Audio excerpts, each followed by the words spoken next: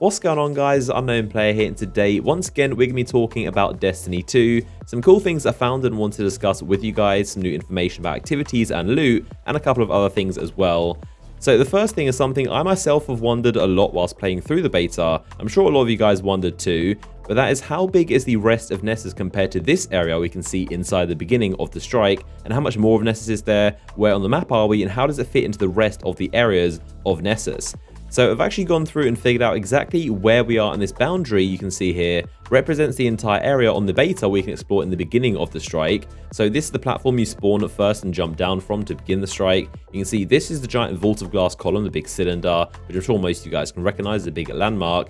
So this is the big tree where a bunch of scions and hobgoblins and the portals spawn as well. This is the big open round area where a bunch of Cabal normally hang around. This is that path that leads to where the Fallen and Cabal fight each other in that big public event. And then that leads, of course, the rest of the strike all the way around. And then to the conflux, which obviously sends you off in the direction to the strike, which actually that direction, it goes all the way off the side of the map. So the strike itself doesn't actually take place on any of the public areas, the patrol zones of Nessus itself, which I thought was really interesting. So the entire strike area is unique. It's not going to be accessible in patrol. It's a whole separate area.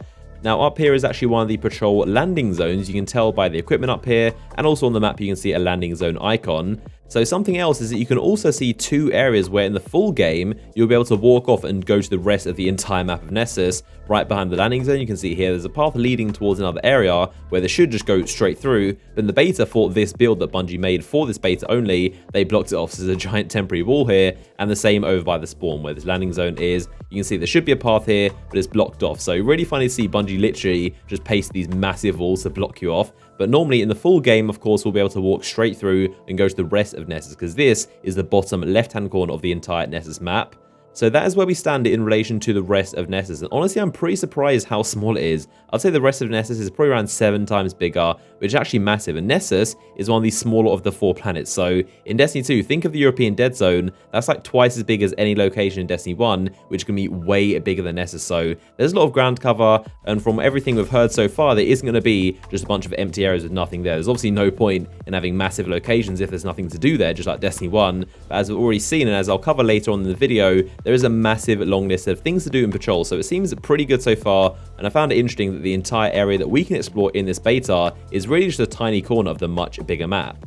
So let's talk some more about the activities we can do inside patrol, and more importantly the loot you can get from it. So this is some new footage from IGN, who revealed a reward for Flashpoints, which we've previously heard about, and these rewards are called prestigious gear. The icon is a white engram but with green text for some reason. Hard to tell if this is temporary or a new engram type, or even a new category of rewards, but it seems like this is the Destiny 2 version of what was previously called unknown rewards you get from Nightfalls, but now with this white and green engram instead, which is kind of weird. But either way, the name prestigious is definitely interesting in itself. I think it's anyone's guess what category of gear this could be or what it even means. It's definitely a very vague term. So let's talk some more about flashpoints and what they actually mean and what you can do inside them. So these are a combination of basically public events, but loads of them in one location that change each week. So there are secret bosses that only come out specifically for flashpoints. Nowhere else are you going to see these bosses. And essentially it's a bunch of public events, but multiple going on, more enemies, more bosses, and more difficult. And it gets you some prestigious gear, of course, that we just covered.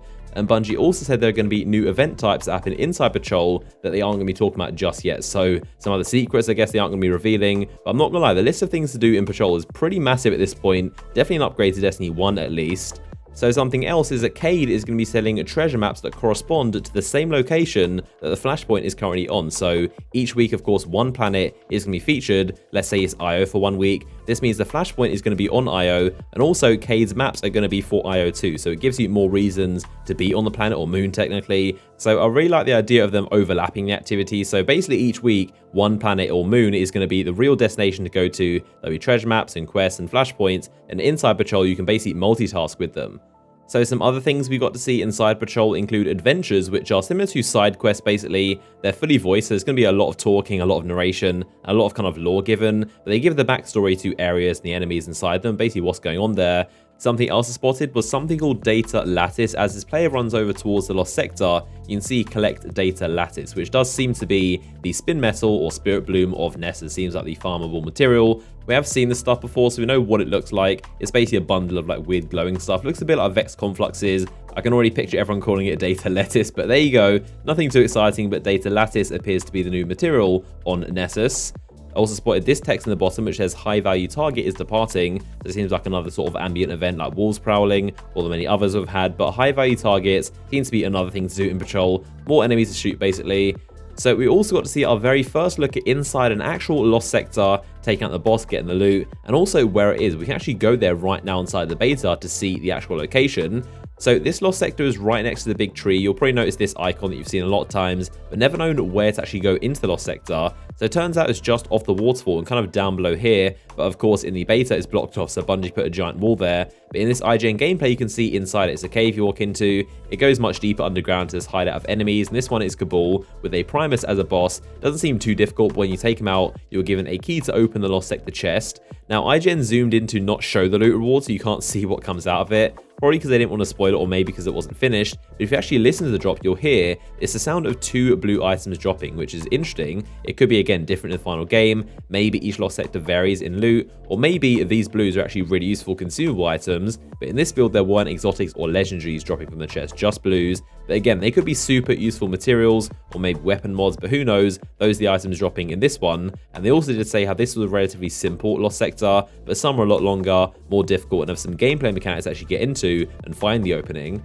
So next up, we're going to talk about public events, and we got to see this one on Nessus. This way you defend the zone where you override the lander. Pretty similar to the war stats in Destiny 1, nothing too dramatically different from what we've had before. Although this one, there's like an enormous Cabal warship raining down fire in the area, so you can see it if you look up, which is pretty cool. They did say they've upgraded and remastered all the public events we've had in Destiny 1 to make them slightly different and also better.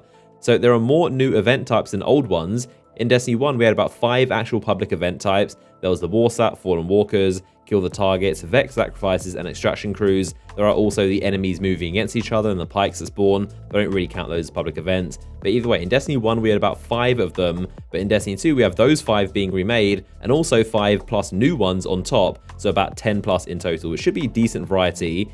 And they also wanted to incorporate Courts of Oryx into Destiny 2, but instead of having one central location called Courts of Oryx, they spread it across the public events on planets. So all those court bosses that have quite complicated mechanics, those are basically going to be spread across all the different planets with optional bonus objectives. So once you complete the main one, more enemies and named bosses are going to show up as well.